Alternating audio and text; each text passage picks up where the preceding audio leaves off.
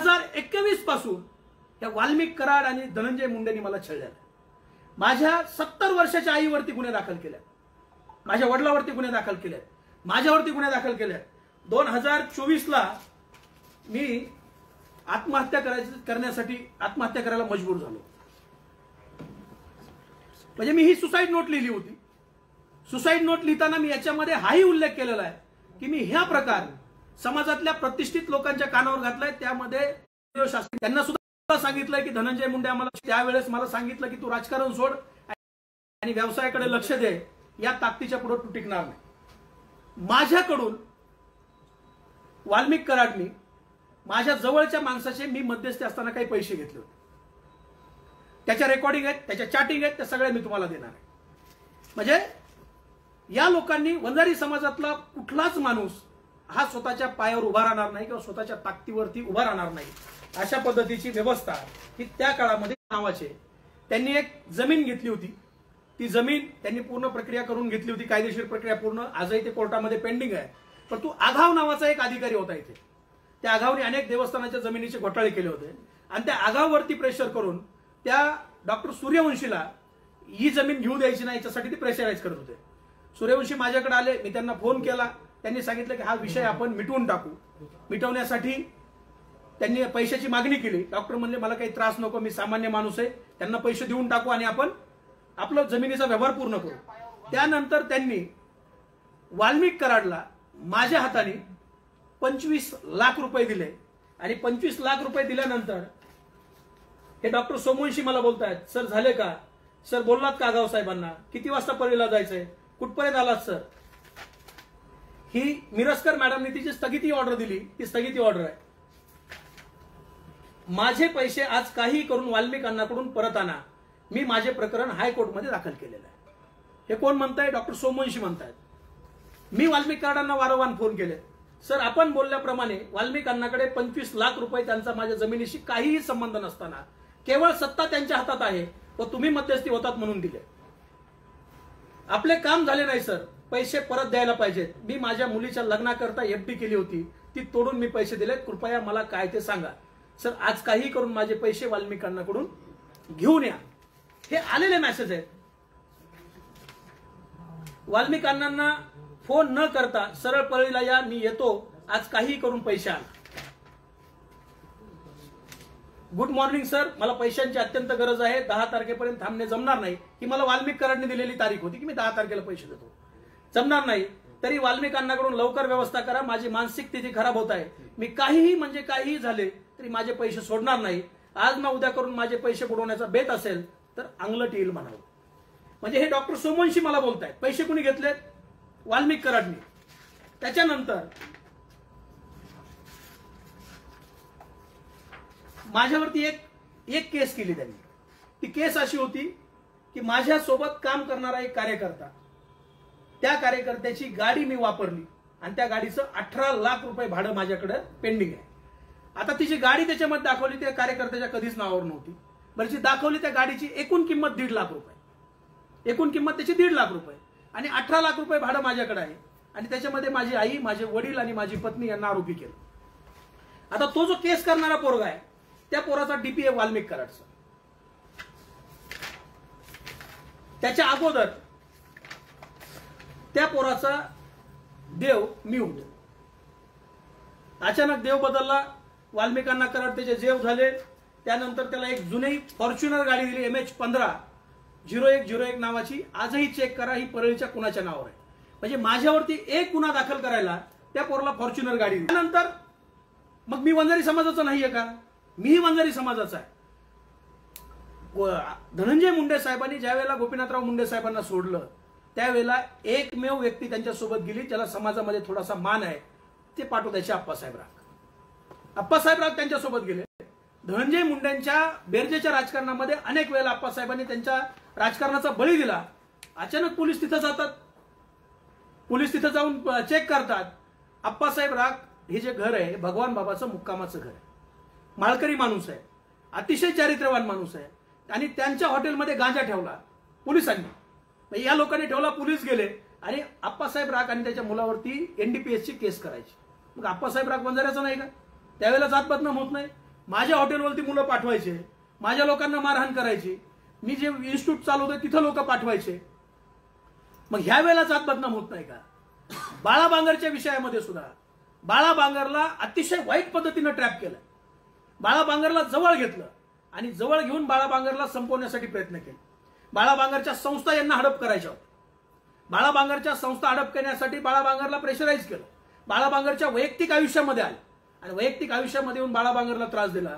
जे सहकार महर्षी रामकृष्ण बांगर आहेत, समाजामध्ये प्रतिष्ठित आहेत, त्या सहकार महर्षी रामकृष्ण बांगर आणि त्यांच्या पत्नीला सुद्धा तुम्ही जेलमध्ये घातलं. 1991ची केस काढून, म्हणजे काल परवाची नाही, 1991. सत्ता तुमच्या ताब्यात होती, सगळे गुंड तुमच्या ताब्यात होते. त्यावेळेला तुम्ही रामकृष्ण बांगरांना छळलं, त्यावेळेस तुम्ही बबन भाऊंना छळलं, महादेव मुंडेंची हत्या केली, बापू आंधळेंची हत्या केली, शिवराज बांगरला छळलं, आप्पासाहेब राखांना छळलं. असे अनेक समाजातले लोक आहेत की त्यांना तुम्ही छळलंय.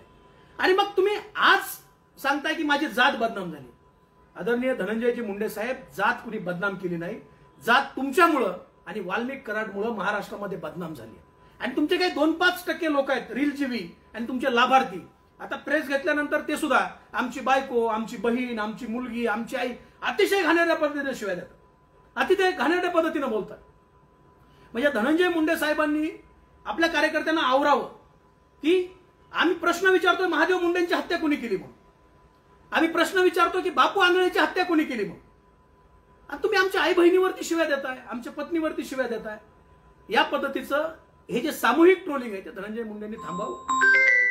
कालचं जे भाषण आहे, मंत्रीपद गेल्याच्या नैराश्यातून त्यांनी ते भाषण केलं.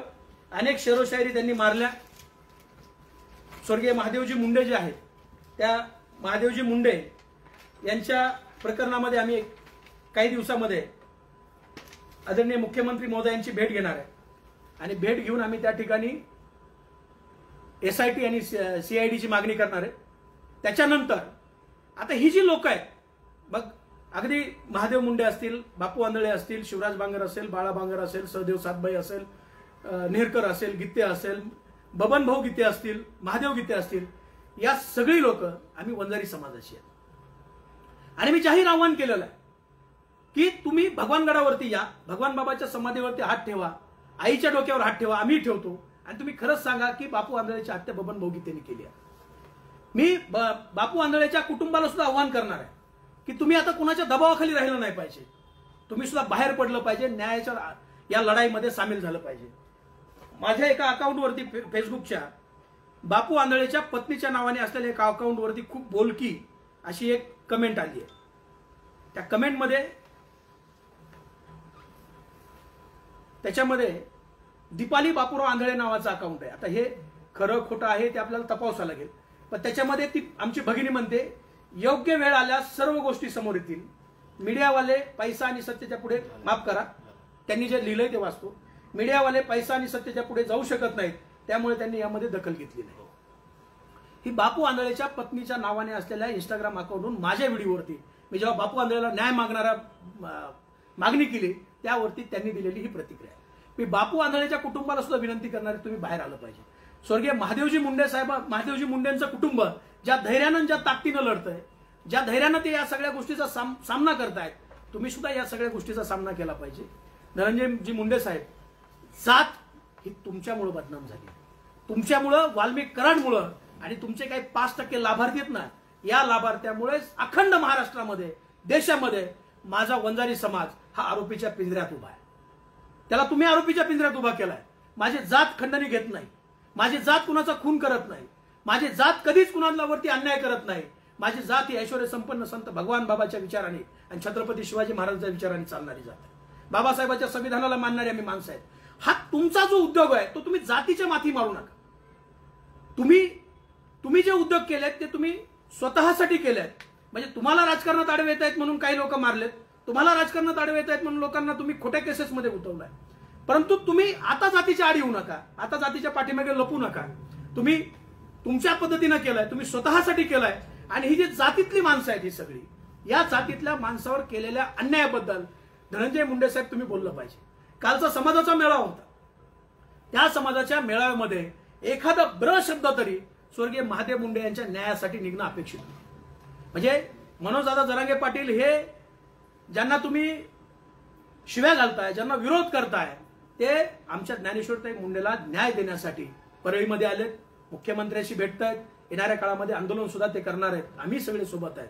परंतु आता आम्ही सर्व हे वंजारी समाजातली जेवढी लोक आहेत, ही वाल्मिकीकरण आणि धनंजय मुंडे यांच्या अन्यायाने ग्रस्त असलेली लोक, आम्ही सुद्धा आता समाजाच्या न्यायालयामध्ये जाणार आहे. येणाऱ्या काळामध्ये ज्यावेळेला आम्ही मुंबईवरून परत येऊ त्यावेळेला आम्ही सर्वजण भगवानगडावर जाऊन न्यायाचार्य नामदेव शास्त्री महाराज यांच्याकडे जाणार आहे आणि त्यांना सुद्धा आम्ही या अन्यायाच्या विरोधामध्ये आम्हाला अन्यायाच्या विरोधात न्याय द्या, आमचा न्याय करा अशी आम्ही मागणी त्यांच्याकडे सुद्धा करणार आहोत. की शेवटी ते धर्मपीठ आहे आणि बहुतांश समाज हा त्या धर्मपीठाला मानतो. नामदेव शास्त्री महाराजांना आम्ही सुद्धा फार मानतो. त्यांनी ज्या पद्धतीनं भूमिका घेतली की धनंजय मुंडे हे भगवान गडाचे आहेत आणि आम्ही त्याला गडाचं घोषित केलंय, आमचं त्याच्याबद्दल अजिबात दुमत नाही. धनंजय मुंडेंना भगवान गडाने आपलं घोषित केलं तर आमचं दुमत नाही. परंतु हे जे काही गोर गरीब पीडित वंजारी समाज आहे त्या समाजाला सुद्धा तुम्ही आपलं म्हणलं पाहिजे. त्यांच्यावर जो अन्याय झालाय तो अन्याय सुद्धा तुम्ही निवारला पाहिजे. पण त्याच्या अगोदर 5 वर्ष पंकजाताई पालकमंत्री होते. पंकजाताई पालकमंत्री असताना एक तरी असा अन्यायग्रस्त माझ्या समोर आणून दाखवा. ताईबद्दल तक्रार असू शकते की ताईने मला काम केलं नाही माझं, किंवा ताईने माझ्या कामाकडे दुर्लक्ष केलं, परंतु एखाद्याचं कुटुंब उद्ध्वस्त केलंय अशी एकही व्यक्ती पंकजाताईच्या 5 वर्षाच्या काळात मिळणार नाही. परंतु वाल्मिकीकरण आणि धनंजय मुंडे यांच्या काळामध्ये हजारो कुटुंब उद्ध्वस्त झाले. त्याच्यामध्ये ते युनिव्हर्सल पद्धतीने केलंय, म्हणजे त्यांनी कुणाला सोडलं नाही, कोणत्याच जातीला सोडलं नाही. परंतु आज तुमच्यावरती वेळ आल्यावर 200 दिवस तुम्ही गप असता आणि माझ्या जातीला बदनाम केलं, माझ्या जातीला. मग आम्ही कोणत्या जातीचे आहे? आम्ही त्याच जातीचे आहेत की गेले 4 वर्ष आम्ही तुमचा अन्याय अत्याचार सहन करतो.